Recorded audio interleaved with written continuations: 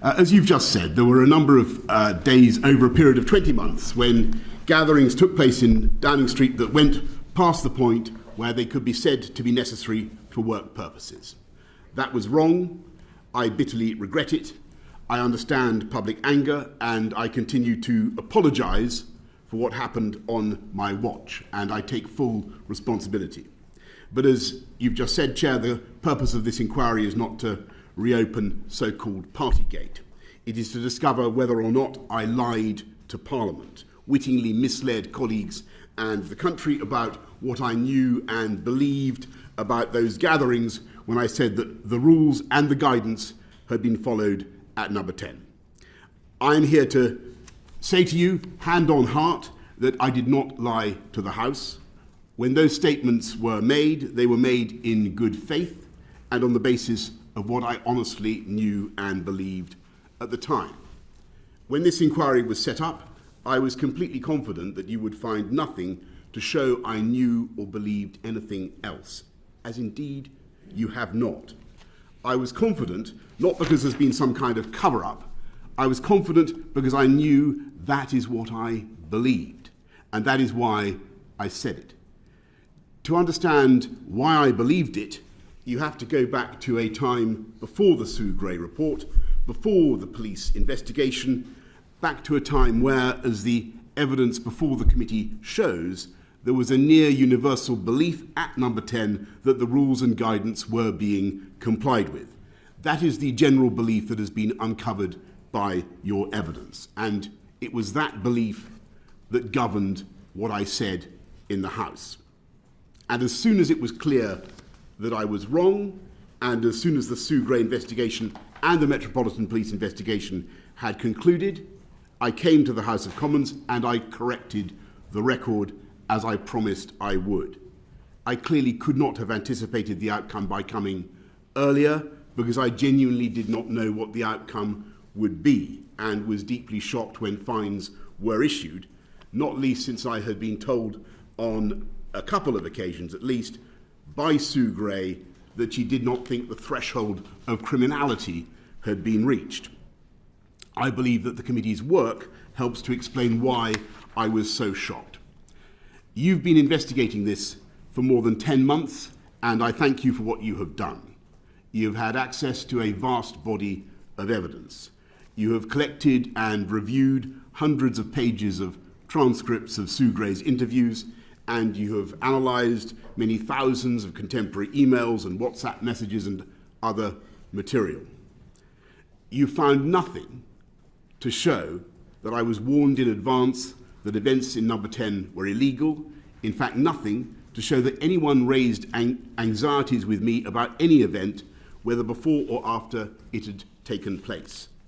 If there had been such anxiety about a rule-breaking event at number 10, it would unquestionably have been escalated to me. We all knew how vital it was to maintain public confidence in the fight against COVID, that we should do what we were asking the public to do. There's only one exception, of course, and that's the testimony of Dominic Cummings, which is unsupported by any documentary evidence and which plainly cannot be relied upon. He has every motive to lie. Not only has the committee found nothing incriminating, it has gathered a huge amount of evidence which demonstrates very clearly that those working in number 10 shared my belief that the rules and the guidance were being followed, and that I received assurances that there was no rule breaking at number 10. The best and fairest course now would be for the committee to publish all the evidence it has assembled so that Parliament and public can judge for themselves. Despite my repeated requests, the committee has refused to do this. As investigator, prosecutor, judge and jury, it has elected only to publish the evidence which it considers incriminating and not the evidence which I rely on and which answers the charges. And despite assurances that we would be permitted to add material that we rely on into the core bundle published today, late last night we were told that the committee was not willing to publish a large number of extracts which I rely upon in my defence. That is manifestly unfair.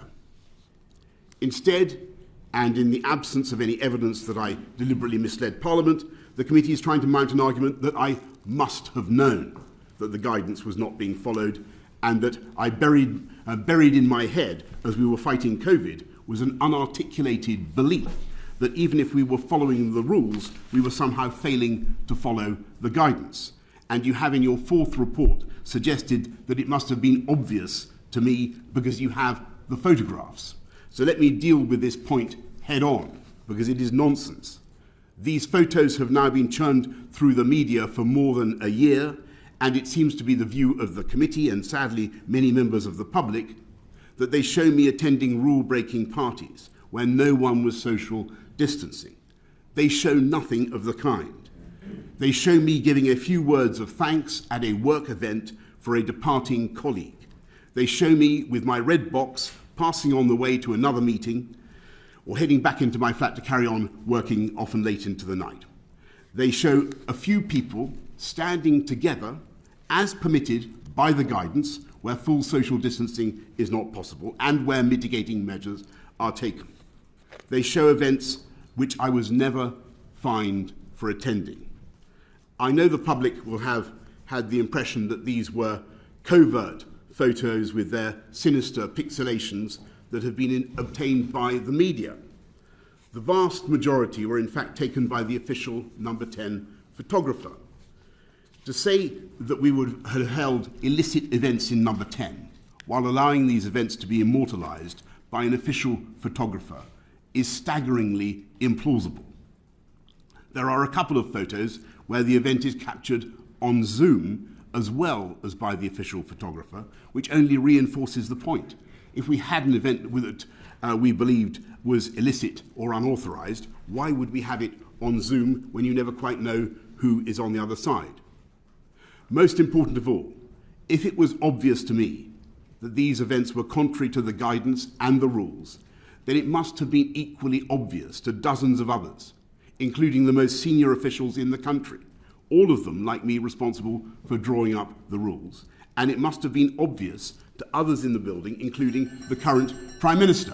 We will now resume this evidence session. Mr Johnson, would you like to resume your opening statement? Yes, thank you very much, Chair. And the committee will remember I just made the point about the photographs, and I'd asked why on earth we would have held illicit or unauthorised gatherings in the presence of an official photographer. Then I went on to say, most important of all, if it was obvious to me that these events were contrary to the guidance and the rules, then it must have been equally obvious to dozens of others, including the most senior officials in the country, all of them, most of them like me, responsible for drawing up the rules, and it must have been obvious to others in the building, including the current Prime Minister. On the contrary, the overwhelming evidence which you have assembled is that these individuals believed that the rules and the guidance were being complied with. And what is so telling is the number of officials who say the same thing and the total silence of the written or electronic record about concerns that anyone wanted to raise with me. It would be one thing if the committee had come here today and said, look, here are the emails or here are the WhatsApps that show that you were warned about rule breaking before you made your statements to the House. You haven't got any such evidence because that never happened. But if you now say instead that it must have been obvious that we were going against the rules and the guidance, then let's be clear about what you are saying. You're not only accusing me of lying, you're accusing all those civil servants, advisors, MPs, of lying about what they believed at the time to be going on. And as far as I know, you're not giving any of them the chance to explain themselves with their own oral evidence. I don't think you seriously mean to accuse those individuals of lying, and I don't think you can seriously mean to accuse me of lying. Now, everyone knows that there are some features of this proceeding that are extremely peculiar. I have the utmost respect for you, the Chair, but you've said some things about this matter before reading the evidence, which are plainly and wrongly prejudicial or prejudge the very issue on which you are adjudicating. I'm going to put your earlier remarks down to the general cut and thrust of politics and trust in what you have stressed at the outset, the impartiality that the committee insists upon and insists upon in your report. The committee is in fact supposed to be inquiring strictly into what I said about rule breaking rather than non-statutory guidance, so much of this interrogation is theoretically irrelevant. But I'm going to take that in my stride because I agree with what you said at the outset. It is your job, in which I want to help you to understand why I said what I said to Parliament and whether I deliberately set out to deceive. And I emphatically did not. Your first concern is that I may have knowingly or recklessly deceived Parliament on the 1st and 8th December when I said that the rules had not been broken and the guidance had been followed completely in number 10. When I said those words, I was not trying to cover up or conceal anything. I said what I said in good faith, based on what I honestly knew and reasonably believed at the time. That belief, what was in my head, was based on my understanding of the rules and the guidance. That did not mean that I believed that social distancing was complied with perfectly. That is because I and others in the building did not believe it was necessary or possible to have a 2 metre or 1 metre after June the 24th, 2020, electrified force field around every human being. Indeed, that is emphatically not what the guidance prescribes. It specifically says that social distancing should be maintained where possible, having regard to the work environment, and it is clear that in number 10 we had real difficulties in both working efficiently and at speed and in maintaining perfect social distancing. It's a cramped, narrow 18th century townhouse. We had no choice but to meet day in, day out, 7 days a week in an unrelenting battle against COVID. I had to call many meetings on the spot and to call make a great many high-speed decisions. Yes, we certainly did have social distancing. We avoided physical contact. We gave way to each other in the corridors and on the stairs. We gave each other as wide a berth as we could. But it would have been impossible to have a drill sergeant measuring the distance between us all hours of the day and night. So, as the guidance prescribes, we had mitigations. When I spoke about the guidance being followed, I was thinking of all the things we did to stop the spread of COVID, given where we were working.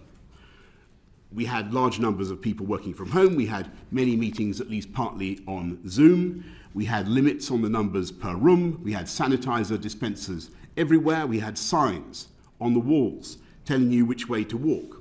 We kept windows open and we worked outside as much as possible. Because of the particular difficulties caused by the working environment, we had regular testing, and a whole testing system was set up, I believe, on the 3rd floor that went way beyond what was required in the guidance. So if you say, how could I stand up in Parliament and be so categorical about following the guidance? What was I thinking of? That is what I was thinking of. And I know you will, as you've just done, point to the photos and then to the guidance and what I said. And you will say it must have been obvious that the guidance was being breached. But that is simply not true. My beliefs and my remarks to Parliament were indeed based on my knowledge of those events. But you have to understand how I saw them and what I saw during the period I was there. The vast majority of the events relied upon by the committee are events I attended for 10 or 15 minutes, perhaps a maximum of 25 in one case, to say farewell to a departing colleague. I know that people around the country will look at those events and think they look like the very kind of events that we, or I, were forbidding to everyone else. But I will believe till the day I die that it was my job to thank staff for what they had done, especially during a crisis like COVID, which kept coming back, which seemed to have no end, and when people's morale did, I'm afraid, begin to sink. But never mind what I think, the more important point is that the police agreed. They did not find that my attendance at any of these farewell gatherings was against the rules. I obviously did not know at the time that any of these events later escalated beyond what was lawful after I left. There is, of course, one event for which I and the current Prime Minister received fixed penalty notices. But it never occurred to me, or I think the current Prime Minister at the time, that the event was not in compliance with the rules and the guidance. At about 2:22 p.m. on the 19th of June 2020, I went into the cabinet room where I worked after getting back from a long external visit. I stood at my desk briefly before another COVID meeting began and had a kind of salad. A number of officials came in to wish me a happy birthday. No one sang. The famous Union Jack cake remained in its Tupperware box, unnoticed by me, and was later discovered and eaten by my private secretaries. We talked, as you would expect, about COVID and what we were doing to beat the pandemic. It is a measure of how innocent we thought this meeting was that an slightly exaggerated version was briefed to the Times with singing and cake eating, and yet nothing untoward was apparently detected either by the reporter or by millions of eagle-eyed readers. So when I spoke to the Commons, it did not for 1 second on the 1st or the 8th of December, or at any time, it did not 1 second occur to me that this event, the one event for which I was fined, would later be found to be somehow against the rules. And the same goes for all the events I attended. My belief was that we were following the rules and the guidance to the best of our ability, given the circumstances, and that was what the guidance required. You may now say that I was being obtuse or oblivious and that we should have enforced social distancing more ruthlessly, and we can argue that back and forth. Hindsight is a wonderful thing. We're talking about what I believed at the time. As for the event of the 18th of December 2020 in the press room, I was not there, but my honest belief that it was within the rules was based on what I was told by senior advisors. The fact that this was my honest belief is supported by the fact that so many other people honestly believed that we were doing nothing wrong. And it's abundantly clear from the evidence produced by the committee that everyone was operating with the same understanding of the rules and the guidance. If you want further evidence of what was going on in my head, look at the WhatsApp to Jack Doyle, where I positively urge him to get the truth out to the public, the truth out about that December the 18th event.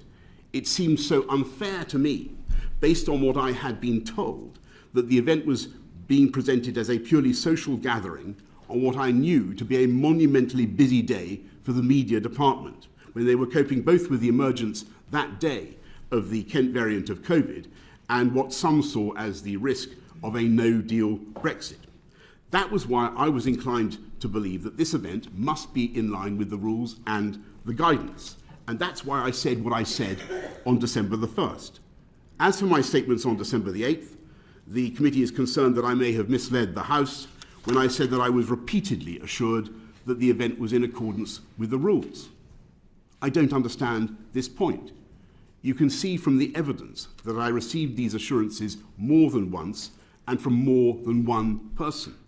My statement was entirely accurate.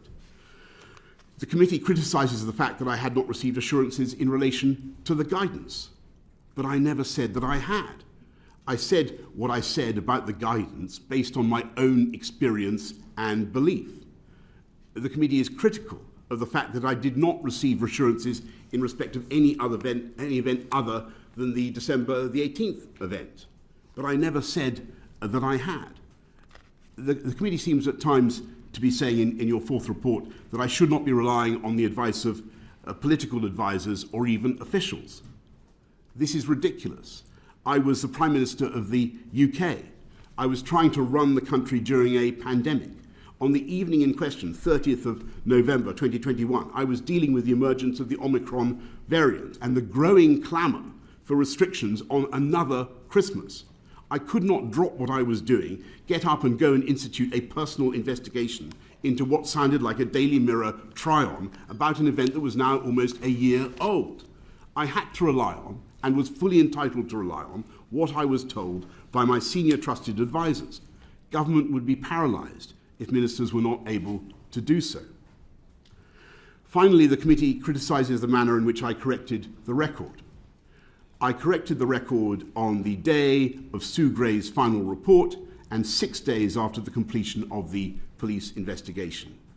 If the committee's view is that I should have come to the House and provided an inevitably incomplete account while a government or a police investigation was going on, including into events I hadn't even attended, I fundamentally disagree. At all times, I was entirely transparent with the House. I made it clear that I did not intend to comment on any of the factual matters until the investigation had been concluded. I kept the House regularly updated, and as soon as the investigations were complete, I provided a full correction of my honest but inadvertently misleading statements. I apologise. I apologise for inadvertently misleading this House, but to say that I did it recklessly or deliberately is completely untrue, as the evidence shows. Whatever we got wrong, I believe that officials in Number 10 and the Cabinet Office, and indeed all Whitehall departments, should be immensely proud of their efforts to protect this country from a loathsome disease. When I point out to this committee that this disease almost killed me, it's only to stress how seriously I took the measures we needed to stop it spreading, as I believe everyone did in Number 10, in Downing Street. It was those officials who organised and took the country through the lockdowns, which, whatever people may say about them now, were essential for public health. It was those officials who procured the vaccines that made sure this was the first country in the world to put an approved and effective vaccine in the arm of a patient. And it was those officials who helped mastermind the fastest vaccine rollout in Europe. It was thanks to those officials that we were able to come out of lockdown faster than any other European country, with all the social and economic benefits that entailed, and still to have a lower excess mortality rate than many other comparable countries. I am proud to have known and worked with those officials during one of the most difficult times we can remember. I am proud to have given them leadership, and that is what I believe I was doing at every one of the events in question. And I trust that the committee will be fair to them, fair to me, fair to the evidence about what we and I knew and believed, and conclude that I did not wittingly mislead the House of Commons or recklessly mislead the House of Commons, and that no contempt has been committed.